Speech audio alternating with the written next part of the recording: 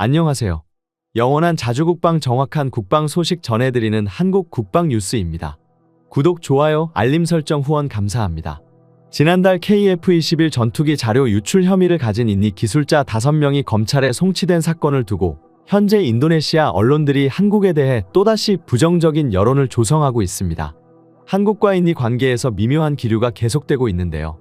문제는 최근 보안 이슈가 신속히 해결되지 않으면서 인니와의 방산 협력 부분에서 각종 리스크가 커지고 있다는 점입니다. 보안 유출 사건에 대한 수사가 장기화함에 따라 인니 측과의 공동개발 기본합의서 및 비용분담 합의서 개정이 난항을 겪고 있는 것으로 알려졌습니다. 이런 상황에서 한국, 인니 관계에 미묘한 기류가 감지돼 우려를 키우고 있는데요. 프라보워 수비안토 인니 대통령이 공식 취임을 전후해 미국, 프랑스, 일본, 중국 등 주요국을 잇따라 순방했음에도 한국은 찾지 않은 것입니다. 프라보워 대통령은 삼성 장군 출신 정치가로 이전 정부에서 국방장관을 지냈습니다. 국방장관 재임 시절 한국과의 방산 협력에 대한 이해도가 높다는 평을 받았지만 그런 그가 주요 방산 협력국인 한국을 찾지 않은 것은 불만을 우회적으로 표출한 것 아니냐는 관측이 나오기도 합니다. 이런 가운데 최근 중국이 인니에 잇따라 러브콜을 보내고 있습니다. 프라보워 대통령은 당선인 신분으로 중국을 찾은 데 이어 취임 후 첫 순방지로 중국을 택했는데요.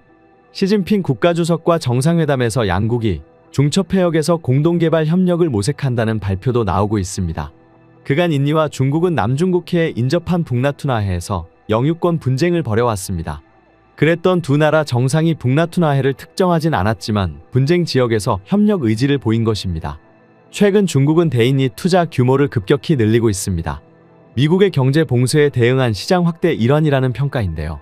프라보워 대통령은 군 시절 중국의 영향력 확대를 견제하는 입장이었다고 합니다. 그가 국방장관으로 부임하자 중국은 공식 외교 라인은 물론 화상인맥까지 동원해 네트워크를 구축한 것으로 알려졌습니다. 그 결과가 프라보워 대통령 당선 취임 후 잇따른 방중으로 이어졌다는 관측입니다. 한국으로선 미중 전략 경쟁 속 중국의 영향력이 인니에서 크게 확대되는 것은 아닌지 예의주시할 필요가 있습니다. 초창기 KF-21 전투기 사업이 본격적으로 추진될 수 있었던 배경에 인도네시아의 사업 참여가 있었음은 부정할 수 없는 사실입니다. 정부는 예산 절약과 위험 분산 차원에서 국제 공동개발 방식을 추진했고 인도네시아는 KF-21 사업을 추진할 동력을 제공해 주었다고 할 수 있을 만큼 초창기 중요한 역할을 하였습니다. 하지만 최초 협력 분위기와 다르게 현재 인도네시아는 한국인들을 분노하게 만드는 골칫덩어리로 전락하고 말았는데요. 사실 과거만을 본다면 한참 동안 수출에 성공하지 못했던 T-50 전투기가 인도네시아에 첫 수출을 진행한 이후 T-50 훈련기와 T-50을 바탕으로 만들어진 FA-50까지 성공적으로 판매할 수 있었습니다. 반면 KF-21 전투기는 이미 인도네시아에 48대 양산 수출을 진행하기로 한 상태입니다. 이것이 순조롭게 흘러간다면 첫 수출이라는 높은 허들을 쉽게 넘을 수 있기 때문에 일부 방산 전문가들은 개발 부담금에서 손해를 보더라도 수출이 성사되는 것이 낫다고 말하고 있습니다. 하지만 인도네시아는 기본적인 약속마저 밥 먹듯이 어기며 한국에게는 직간접적인 피해만 끼치고 있기 때문에 차라리 기술이 더 유출되지 않도록 지금이라도 인도네시아와의 연을 끊는 것이 나은 듯 보입니다. 방사청에서는 결국 인도네시아의 분담금을 6천억 원으로 줄이며 기술 이전 역시 그 정도 수준에 맞추겠다고 발표했지만 인도네시아는 여전히 한국에게 모든 기술을 이전해달라고 생떼를 쓰고 있습니다.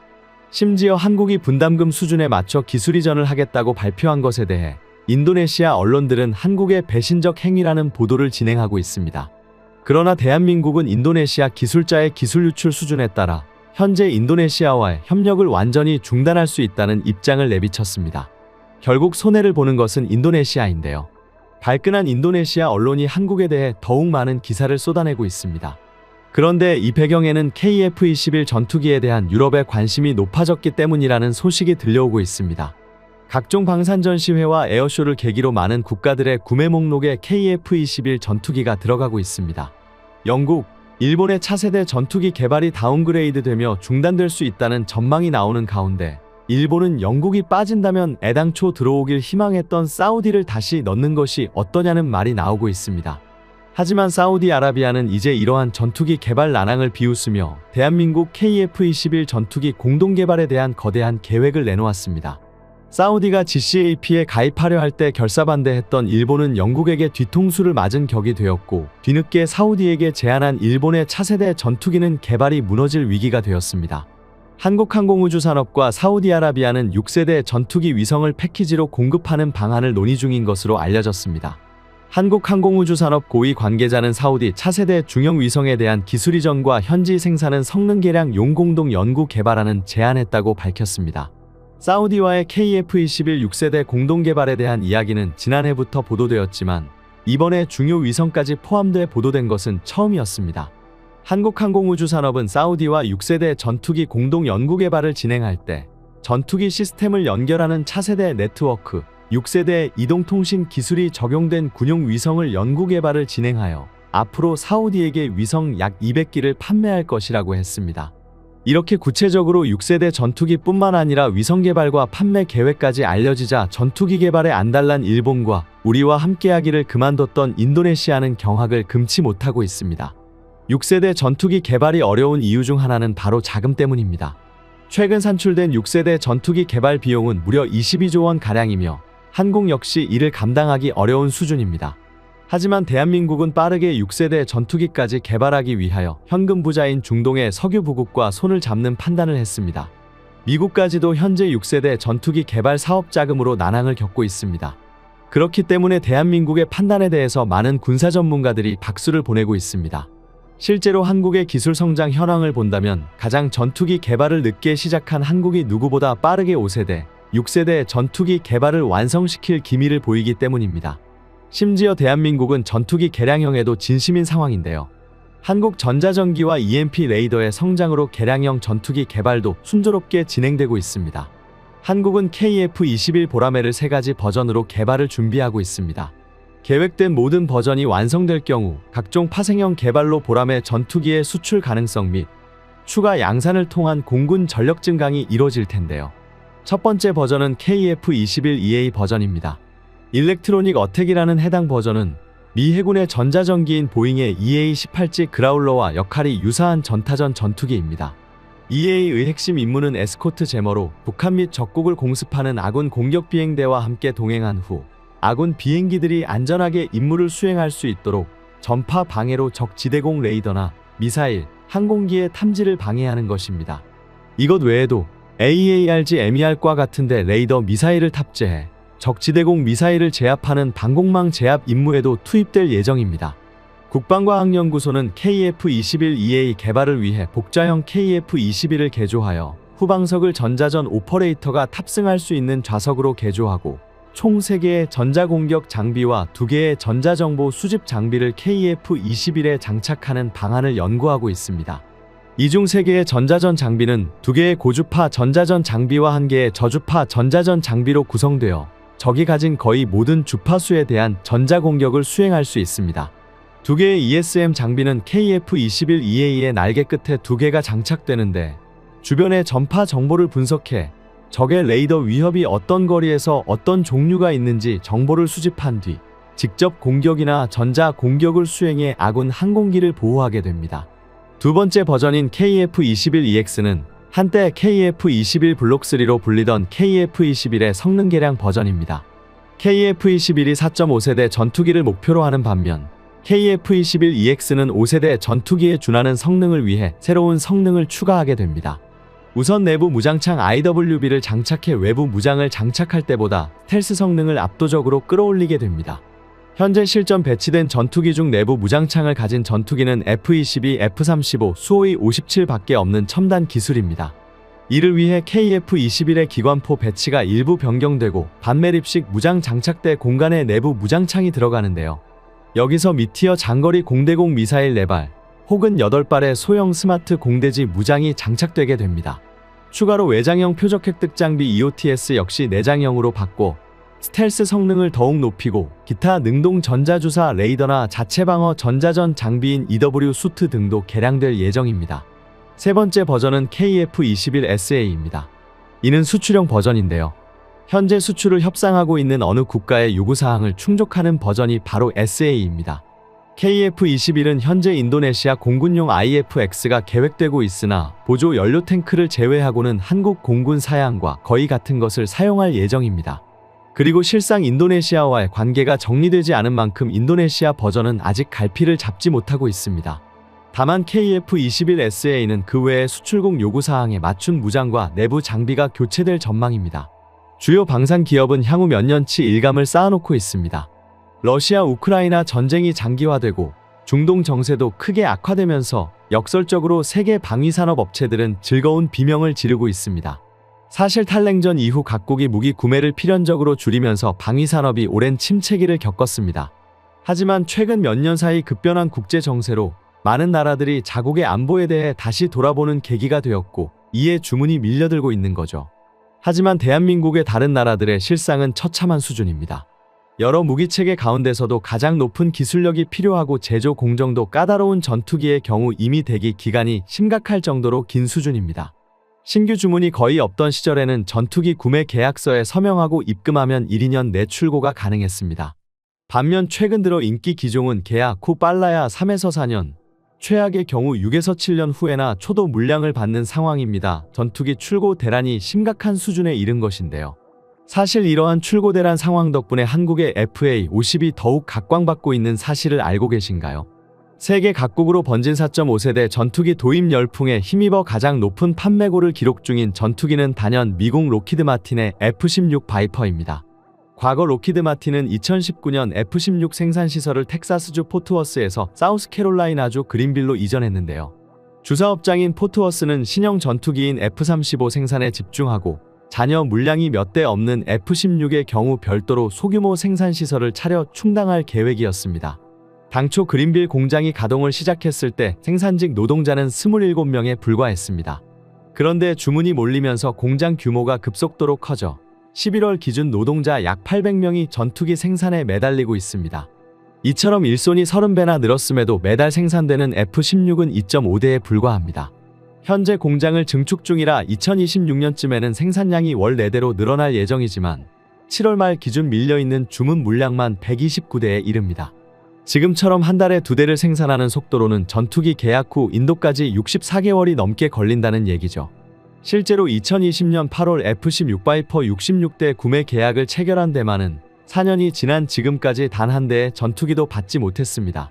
전투기를 사려는 나라는 많은데 물량이 받쳐주지 못하니 당연히 가격은 급등하고 있습니다. 이러한 상황에서 대한민국의 FA-50이 F-16을 제치고 그 위상을 보여주었다는 소식이 전해지기도 했는데요.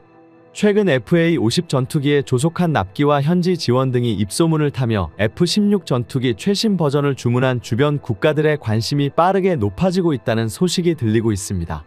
이로 인해 슬로바키아 등의 국가는 물론 불가리아까지 한국산 전투기에 깊은 관심을 보이고 있습니다. F-16과 유사한 구조인 FA-50 전투기를 도입하면서 조종사의 비행 훈련과 초계 비행 등 평시 일상 임무 수행이 가능하여 효율적인 전력 구축이 가능하다는 것과 가격의 저렴함이 가장 큰 장점입니다. 실제로 FA-50 전투기는 한국항공우주산업이 미국 로키드 마틴과 F-16 전투기를 기반으로 공동 설계한 항공기입니다. 한국 공군의 차세대 전투기 도입 사업의 반대급부로 기술을 이전받아 탄생했기 때문에 F-16 구조와 굉장히 유사합니다. 타 기종 조종사의 경우 54소티를 타야 F-16 전투기를 조종할 수 있지만 FA-50 조종사는 9소티로 충분합니다. 소티는 비행 횟수를 말하는데 얼마만큼 한국산 FA-50 전투기가 미국산 전투기의 훈련기로 훌륭한지 알 수 있는 대목입니다. 이는 조종사 양성에도 놀라운 효율을 부여합니다. 이로 인해 이제 유럽까지 한국산 전투기가 널리 퍼지기 시작한 것인데요.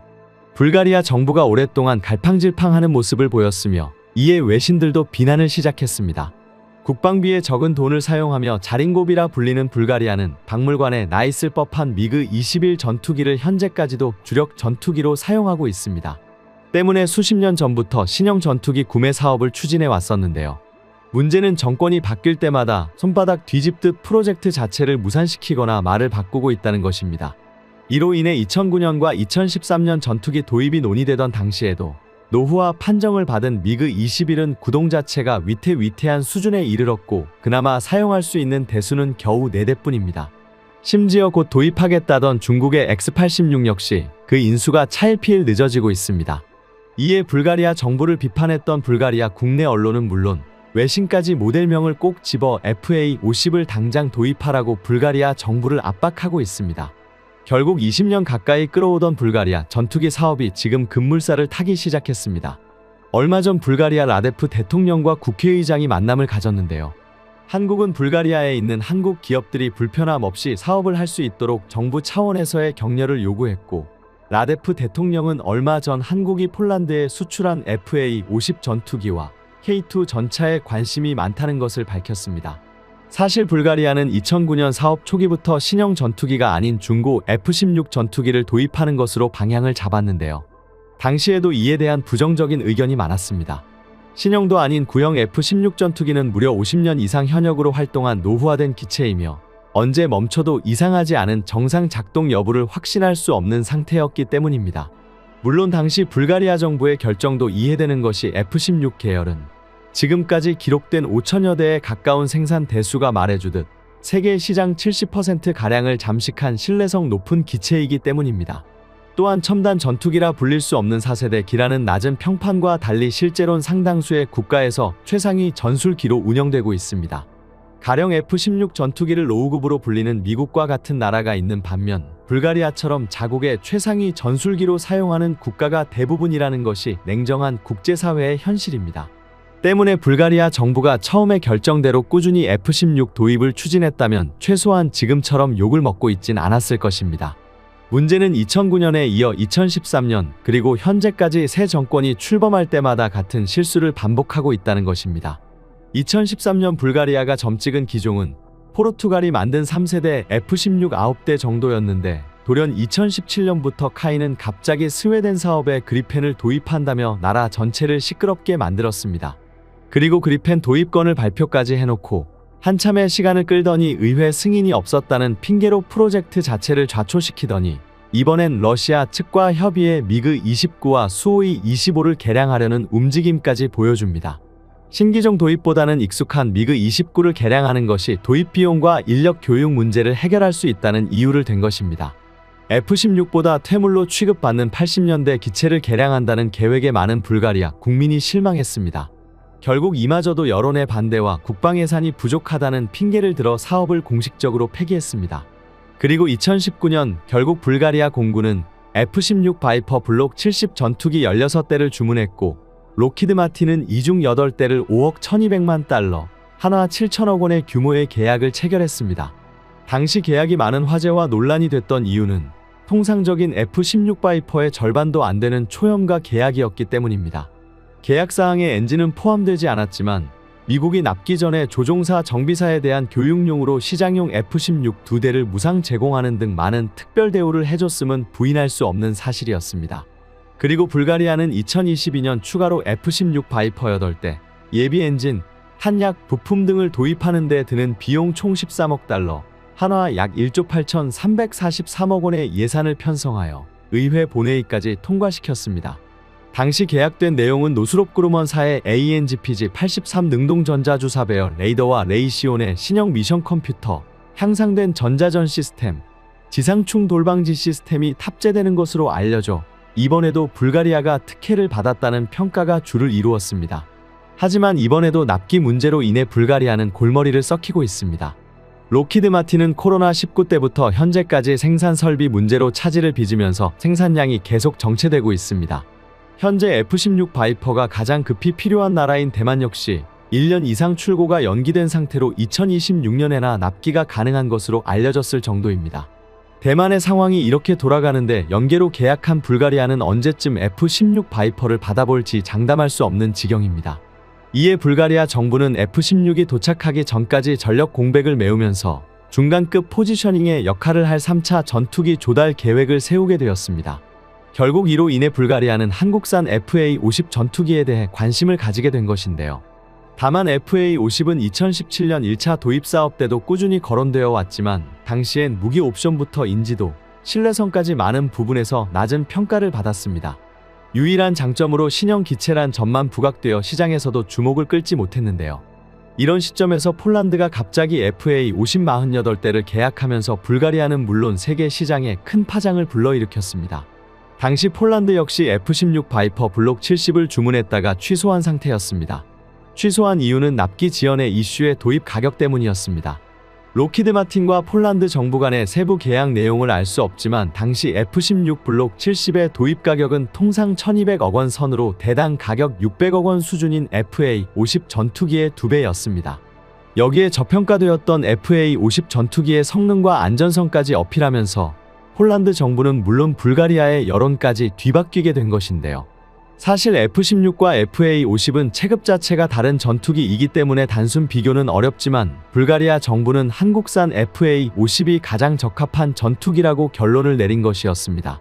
그러나 불가리아가 처한 상황에선 오히려 최고의 선택이라는 것이 수많은 전문가들의 평가입니다.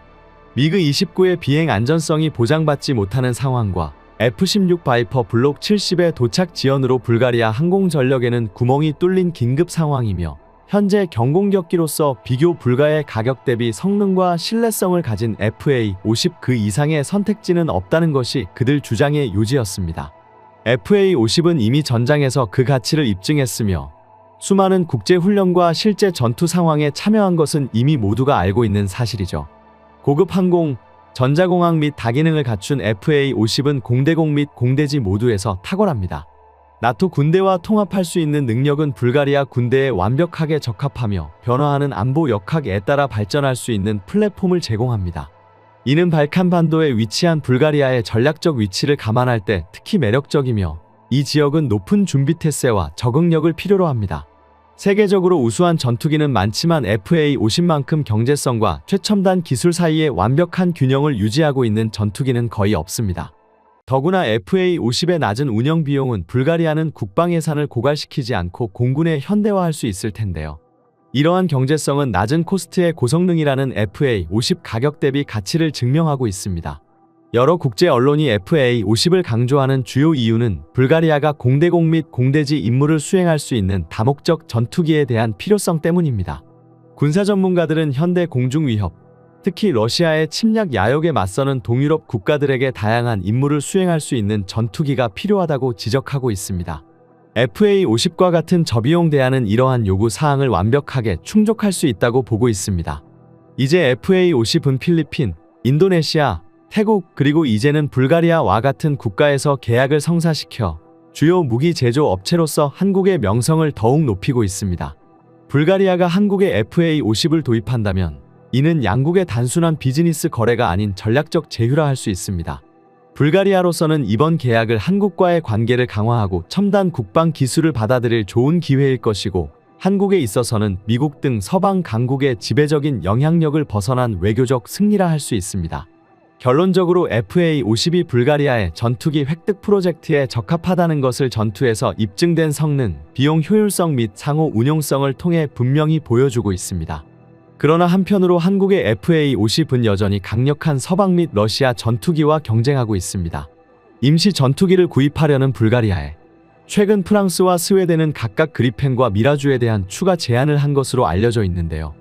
이러한 다자 간의 경쟁 상황에서 불가리아와의 계약을 성사시키는 것은 한국의 기술이 전통적인 강대국에 도전하고 능가할 수 있다는 분명한 증거가 될 것입니다. 그리고 돌연 불가리아 국방부는 전투기 도입 사업과 관련된 모든 정보망을 단절시키고 프로젝트를 기밀로 선언했습니다. 어쩌면 이것이 불가리아 정부의 마음이 어느 정도 결정됐다는 증거라 예측하는 외신도 존재하는데요. 최근엔 FA-52 F-16 바이퍼가 도착하기 전까지 전력 공백을 메우는 임시 용도의 전투기가 아닌 완벽한 대체자로 바라보는 시각이 증가하고 있다고 합니다. FA-50의 전체적인 성능이 F-16의 수준은 아니지만 국방 예산 증액 쉽지 않은 불가리아의 현실을 감안하면 상당히 설득력 있는 주장이라고 할 수 있습니다. 실제로 한국 의장과 만난 불가리아 대통령 및 의장이 FA-50 전투기를 언급했다는 것은 계약이 가까워졌음을 의미합니다. 실로 FA-50 전투기의 위상이 느껴집니다. 지금까지 한국 국방 뉴스 시청해주셔서 감사합니다. 구독, 좋아요, 알림 설정 해두시면 언제나 좋은 소식 전해드리겠습니다. 즐거운 하루 보내세요.